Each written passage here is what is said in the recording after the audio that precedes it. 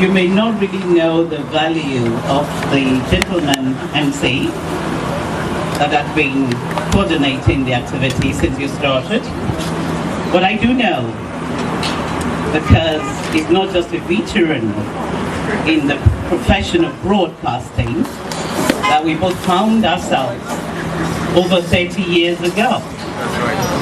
But then, he was actually one of our senior staffs when I was the executive chairman. I was board chairman of Lagos State Broadcasting Corporation. He had always been in the television industry, and way back 26 years ago, he stood out. I never told you this, but this is the ample opportunity to let you know. Please give him a round of applause. He stood out way back 26 years ago. So don't think it's just one of the MCs you see all around. A lot of people call themselves MCs, but when you're looking for a professional one, that is a gentleman. That is a gentleman.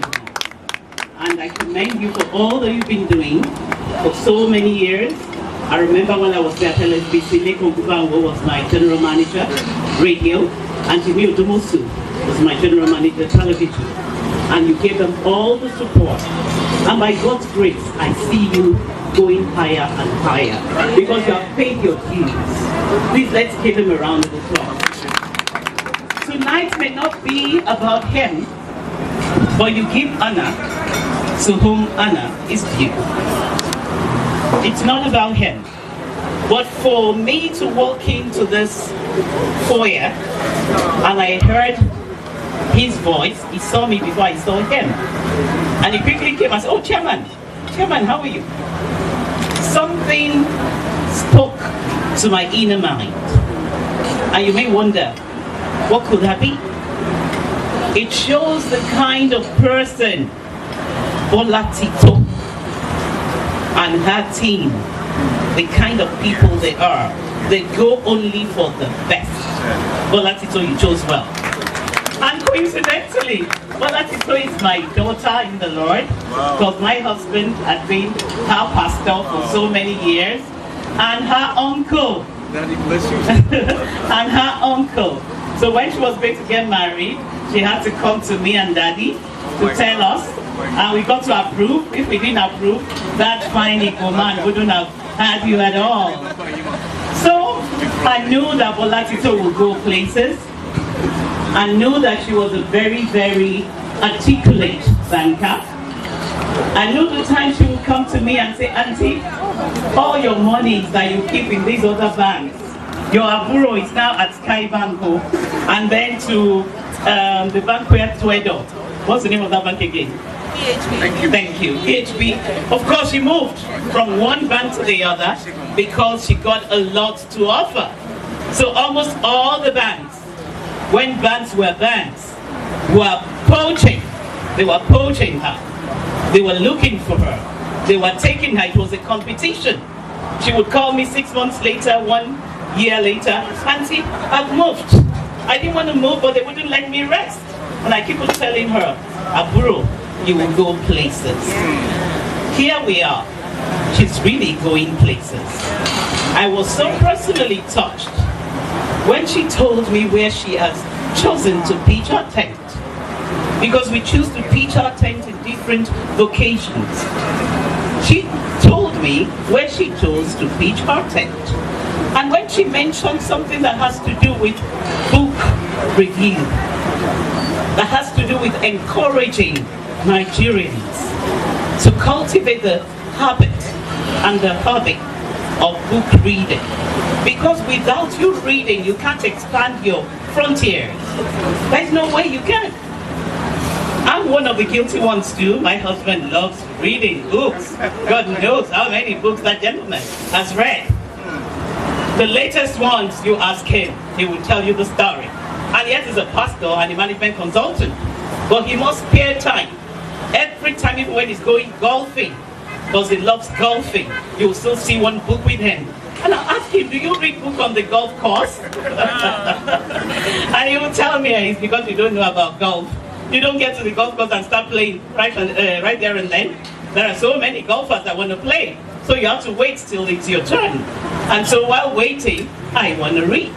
And so by the time Olatito told me where she's pitching her tent, believe you me, it occurred to me that we have a lady that is not just beautiful outside, that is not just attractive, but a lady I can call cerebral. Oh, yes, sir. Cerebral. Yes, sir. I think you should give her a round of applause. For you to decide that your own forte, your own area of interest, your own hobby, where you want to pitch your tent, has to do with a sector that is not that popular, that is even not that easy. Because those of us that like reading, I like talking. I mean, I'm a broadcaster. So I get paid by public speaking. I get paid by producing television programs. I get paid by casting news. I get paid by officiating as MCs at big federal government events in Abuja. Often a time they'll pair me up with Mr. Latilop or myself and late Ikenanda Goba or Bodiala Lade of the blessed memory, or even Cyril Stover or myself and Eugenia Abu. So we get paid by the job we do. And so I wouldn't fool you by letting you know that this Omotayo she loves reading. She's a good reader. No, I'm just still trying to catch up. Of course, I do research. You cannot be a good television broadcaster or a producer or a presenter if you don't research.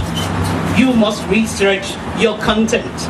You must research what you want to present to the public. You must do your homework. If you're found wanting in doing that, you can go far. So I know that for sure. I needed to do, and I do that. But when it comes to reading, I take a bow, Bola. I take a bow. Madam Tourism is taking a bow for Bola Tito. Please give her a round of applause. I take a bow. I mean, I just decided to have a very, very different dimension of you. I know that you articulate. I know that you're intelligent. I know you're pretty. But I never knew that you could tell me one day that I want to help Nigerian youths. I want to help a cross-section of Nigerians to cultivate the habit of reading. We don't value books, and really we don't. In the developed economies, they do, because that's where you get more knowledge. It's not just by listening to the news or checking our phones, being online on the social media 24 hours of the day. No, what you're doing is honorable.